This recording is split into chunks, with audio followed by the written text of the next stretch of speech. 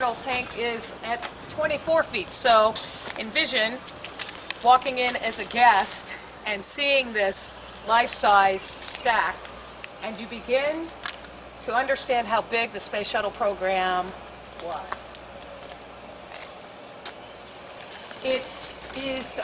They are not the real thing because the real thing couldn't endure up to Category 3 hurricane winds, and that's what we have with this assembly, the way it's designed.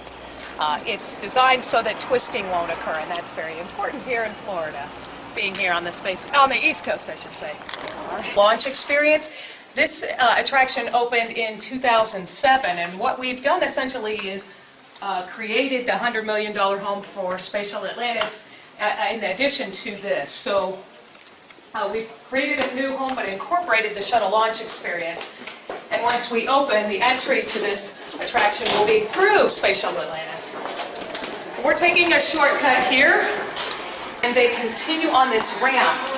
They're surrounded by really huge, impactful images of the space shuttle, showing the shuttle on the launch pad, launching, landing. It's also, in addition to memorable quotes from some of the workers behind the Space Shuttle program. Space Shuttle Atlantis is the most comprehensive attraction dedicated to telling NASA's 30-year Space Shuttle program history. And here you get a different look at the entrance and seeing just how big the ETSRBs are.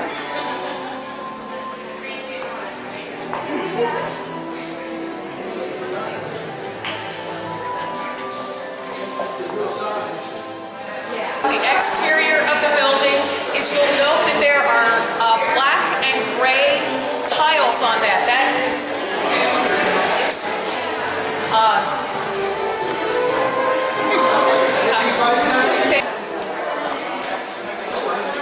so the tiles on the outside are significant because they look very much like the tiles that you will find on the underside of the Space Shuttle Orbiter, or Atlantis in this instance.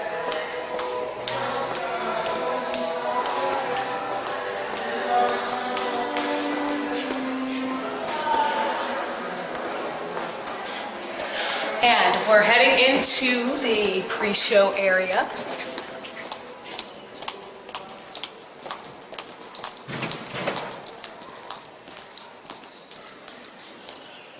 And hold on just one moment, please.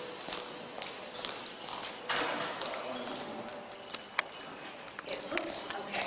We're going to try and catch the show at another, like in the 1960s when the Space Shuttle program was first being announced and developed and designed. It took 12 years, but it was based on, it started with this Max Faget and his idea to build a spacecraft that launched like a rocket, orbited Earth, and landed like a glider. And in this room, we tell that story, and then we move on into a very unique theater. And we'll take, if you want, we can take a peek at this. And from here, we look at the Space Shuttle program from its first launch, April 12th, 1981, to the landing of Atlantis in 2011. We have 4 archways that extend from each side and above, plus a main screen. There are a total of 20 cameras in here that are projecting images. And so it's a really full theater experience. Corner, Space Shuttle Atlantis. Unwrapped from the 16,000 square feet of plastic wrap. It has been lifted up 30 feet in the air, tilted at a 43.21 degree angle. Payload bay doors were opened just over a month ago. We have a full-scale mock-up of a Canadarm in there as well. It's just amazing to see Atlantis as she's working or floating in space. And as we open these doors.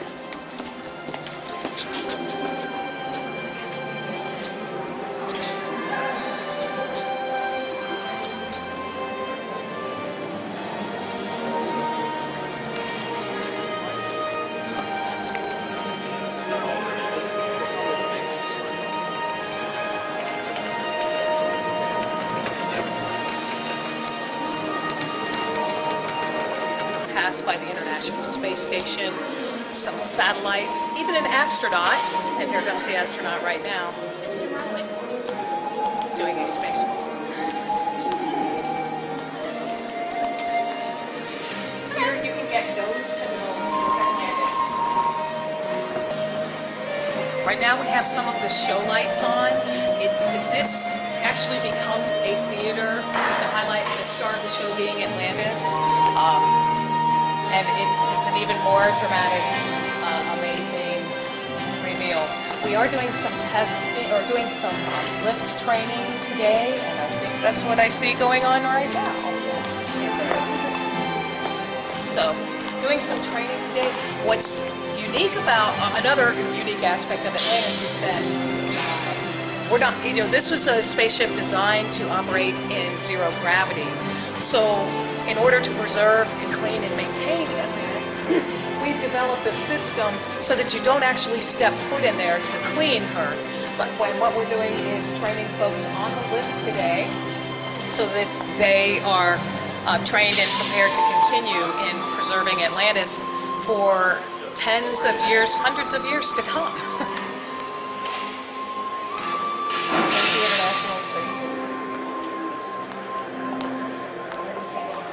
And what you'll notice are the scorch marks and other remnants of space flight. Atlantis flew 33 missions, more than 125 million miles. Atlantis serviced the Hubble Space Telescope, of which we have a full-scale mock-up of. This is created in great detail, inch by inch, made by Gard Lee out of Republic.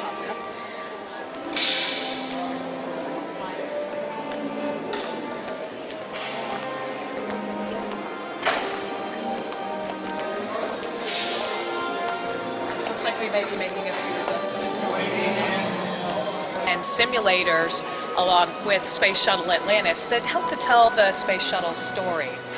We have augmented reality screens where you can see Atlantis, and let's say you want to go inside the cockpit. You can select the cockpit, expand the exterior portion of Atlantis disappears, and you can go inside and explore and see first via augmented reality what it was like to live and work inside there. And we have extravehicular activities for guests, kids. You can be the astronaut. For instance, by going into one of the EVA units, you can stick your arms out, and on a screen in front of you, you'll see your hands, but they're gloved, just like they're ready to go on an extravehicular activity or a spacewalk. You select an assignment and can experience for yourself what it is like in a bulky spacesuit to try and do some of the maneuvers or some of the work that is required of the astronauts in space. We also have simulators that you can use to dock with the International Space Station. You can operate the Canada arm, or you can land the Space Shuttle. And all of this is based on some of the training simulators that are at the Johnson Space Center. So you can come out and be the astronaut. We'll take it away is a flown engine that flew on Atlantis and on Challenger. The real engines of Atlantis are being repurposed, so we don't have those. That's okay. Helps to lighten the weight a little bit. Big success stories with Space Shuttle Atlantis. And you look at that and say, oh my gosh, it's the size of a bus. And it is, but that fit inside the payload bay of the Space Shuttle. We needed a craft like this to build things like the International Space Station, as well as deploy the Hubble Space Telescope and then service the Hubble Space Telescope. After its deployment, realized that there was a problem with the mirrors and having good quality in-focus imagery, so we had to go up and service Hubble 5 times. The last servicing mission was STS-125, and that was an Atlantis mission. We've taken a lot of care and preparation and thought into deciding how did we want to display a space shuttle, even before we knew we were going to be fortunate enough to display and house one of America's greatest treasures. We wanted to do something different, and that was to show Atlantis working in space. And specifically, we selected this view, which shows Atlantis about 150 yards from the International Space Station. She just left the International Space Station, starting to head home to Earth. So this is a view that only the astronauts saw from the International Space Station. It's a very unique view, and even a view that most of the workers, when they were working on the space program, didn't get to see. Anytime the orbiter was in the orbiter processing facility, there are lots of platforms, and you could never see the orbiter in its entirety, and here you can. And we've got another view that we're going to go check out in just a few minutes. That image of Atlantis departing the International Space Station about 150 feet away. We wanted to provide a view that only astronauts have seen. Something that's really special. Sorry guys, we'll take a peek up there in a minute. This Tim's on his way over. How are you doing?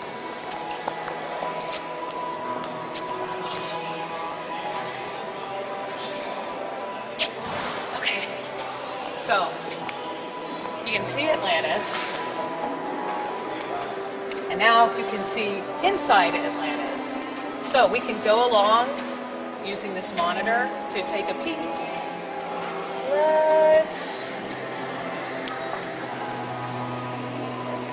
Let's try here.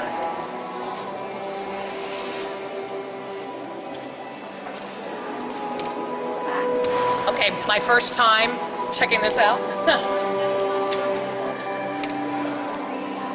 Okay. So you can take a look inside and see about the orbital maneuvering system. And these, the orbital maneuvering system allowed Atlantis to move with great precision to dock, rendezvous, deorbit. And you can take an even closer look. So the beauty of Space Shuttle Atlantis is that there is a ton of information, but it's as much as you want to learn about. So if we have special facts for space geeks, as you can see on this next graphic, or we also have STEM call-outs as well. So there's a great deal of information here, but if you just, for the casual observer, they can walk through, enjoy the shows. There are other multimedia shows, including a 9-minute presentation with the Hubble Space Telescope. There's a microgravity theater with the International Space Station Gallery. And again, graphics and a ton of information for those who want to go deeper.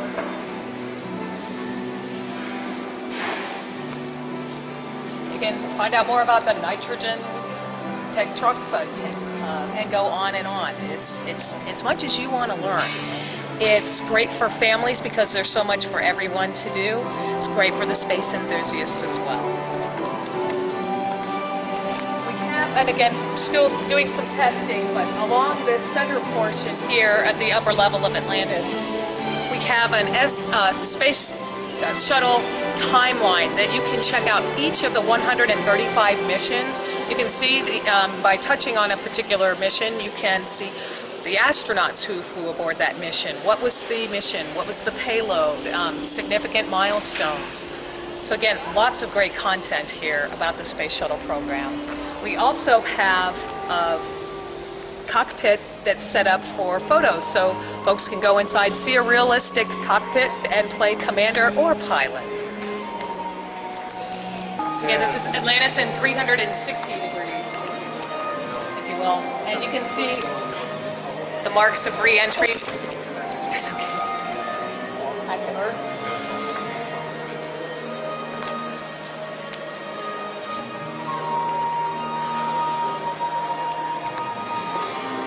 Feet.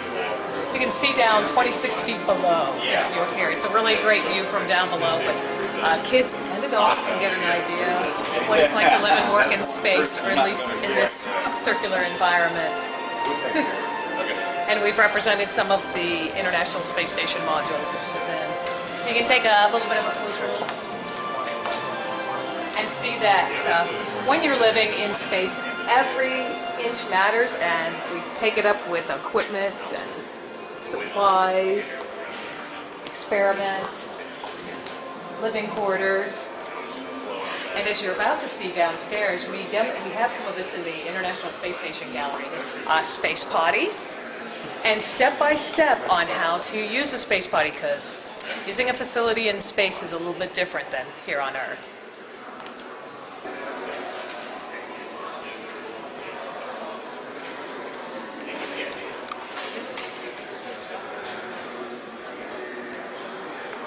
Do some of our shuttle operations and how things worked. How did the space shuttle work?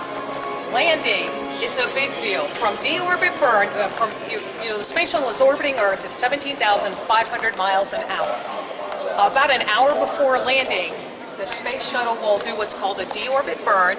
It loses about 200 miles an hour, and that enables the shuttle to slow down just enough to enter Earth's atmosphere.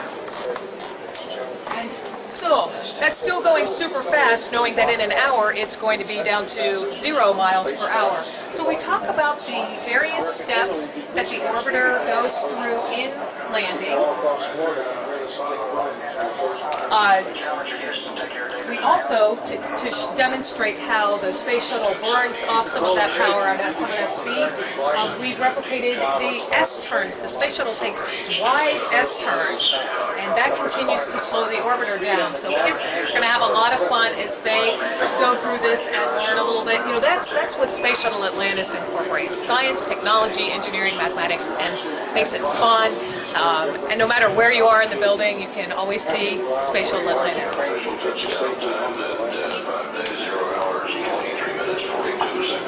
Again, this is demonstrating the S-turns and the speed.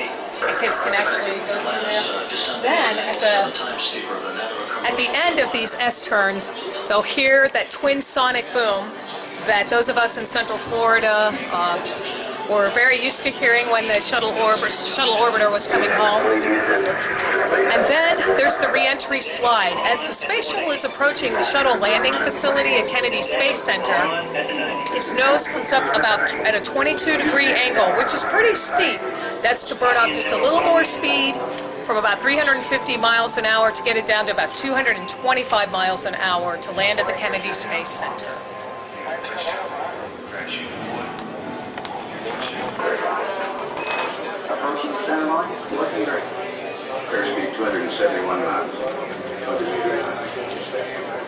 The International Space Station Gallery. You can see the climb through ISS above, and we have various modules here that showcase what it's like to live and work in space, plus an interactive wall that we're putting the final touches on, where you'll be able to find out where's the International Space Station today, what's going on there in this living laboratory that's 250 miles above orbiting Earth. Here you can find out the answer to one of the most popular questions asked of astronauts here at Kennedy Space Center. How do astronauts go? And that is go to the bathroom in space. So we have our very own space potty and walk you through the steps, because one thing is certain in space, that you don't want any material floating away. So there are systems set up, and you can in fact sit down like the astronauts would have trained in Houston and line up all the body parts with the right systems, and even have a video monitor to see how you're doing in that alignment. You can use this camera and then taking care of the rest of business. Up on the ISS or in this space shuttle, you would actually have springs that would hold your legs. So that way you don't float away. That's a fun part of living and working in space. We also have some of the exercise equipment demonstrated here, including the famous Covair. There are also, you can see what it's like to live in space. We've got living quarters example, and essentially there's a sleeping bag attached to the wall You climb in and sleep. Some astronauts prefer to float around a little bit, but most like the comfort of home. They get used to having their arms floating in zero gravity. It's a natural thing that happens up there. They also have some personal items in their living quarters. It could be a computer, some music. And then another important part of living and working in space is mealtime. And they all try and get together on the International Space Station at least once a day for mealtime. They the food is dehydrated. They get to pick their food before they launch into space, pick their favorite foods. One of the most popular would be shrimp cocktail, and that's just because that tangy taste is so good. Olivia, what else do you want to share with us about living and working in space? Well, the challenge of being isolated away from the family, so that living quarters also gives them some privacy. When they they feel like connecting to the family, maybe sending an email, or every once in a while, they also have a video time with Skype. They can do a video conference with the family. It's very, scheduled and organized. But the difference that we have today that maybe we didn't have it at the beginning of the shuttle was that technology that allows them to be even more connected with their families and with Earth. Because, 6 months in space could be a little stressful if they don't have how to reconnect and have their own privacy. And the interesting part about the how to go is probably the most frequently asked and answered question that not just kids have. Kids are just braver to ask the question of how astronauts go. But I think one of the things that Andrea has been talking about so much is that with anything that is collected from the space station, they have a filtration system.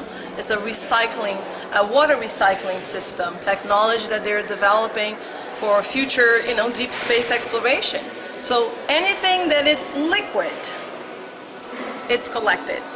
And anything that it's liquid is collected. You got to remember that on the space station, they don't manufacture their own water. The beauty of the space shuttles was that when they were in space, fuel cells, oxygen, hydrogen, made water, and they had that water. Going to the space station, they left that water for the crews at the space station. And one of the things that with the beanie cap, the kids who have the chance to experience learning while playing is kicking those hydrogens and oxygen molecules, forming water molecules, really just, as a form of entertaining, but really learning and, things that they can apply, because we really want to inspire them here in this building. So, yeah. Let's go take a look at you're moving a priceless orbiter and trying to attach that to the external tank and the solid rocket boosters in the vehicle assembly building. So we have a simulator that lets you try your hand at that. And it's not as easy as you might think. STS-135.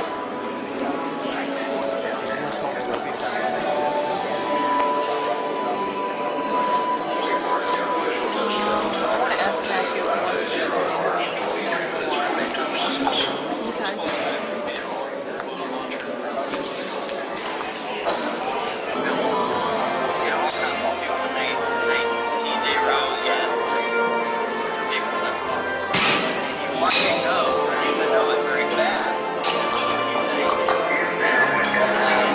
Patches and scuffs, marks, everything.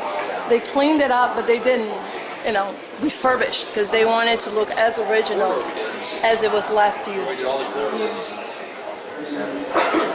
Also, the elevator's been done. It's a. I haven't ridden mine for a while. I'm sure all the tires are flat.